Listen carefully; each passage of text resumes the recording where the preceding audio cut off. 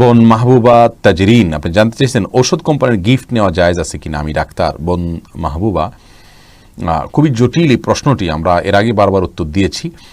ওষুধ কোম্পানি ডাক্তারদেরকে বিভিন্ন রকমের গিফট দিয়ে থাকেন, এগুলো আসলে উৎকোচ হিসাবে দেওয়া হয়ে থাকে আমরা জানি, আর উৎকোচ হিসাবে এগুলো গ্রহণ করা জায়েজ নাই।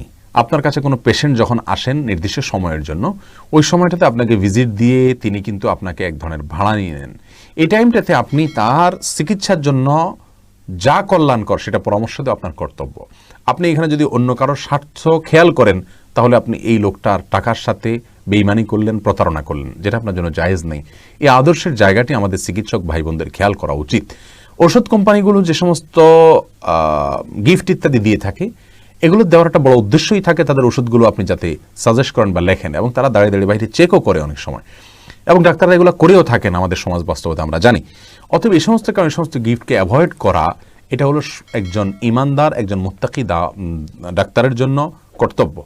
তবে কোনো গিফট যদি এমন হয়, কোনো ওষুধ স্যাম্পল হিসাবে দিল, সেটা শুধুমাত্র আপনার ওই ওষুধ নতুন আসছে বা ওষুধ সম্পর্কে ধারণা নেওয়ার জন্য বা ওইটার আপডেট কোনো ভার্সন আছে সেজন্য আপনার কাছে পৌঁছাইছে, তাহলে ওই স্যাম্পলটা আপনি নিতে পারবেন, এটা ঠিক আছে। কিন্তু এর বাইরে যদি কোনো স্যাম্পল আপনাকে দেওয়া হয় উৎকোচ হিসাবে ওষুধ, তাদের ওষুধগুলো সাজেস্ট করার জন্য, তাহলে এটা আপনার জন্য নেওয়া জায়েজ হবে না। কেন জায়েজ হবে না? কারণ আপনি তাদের এই ঔষধ নিয়ে বা তাদের গিফট নিয়ে তাদের পক্ষে আপনি লিখবেন, যেটা লিখতে গিয়ে হয়তো ওই রোগীর স্বার্থ রক্ষা নাও হতে পারে।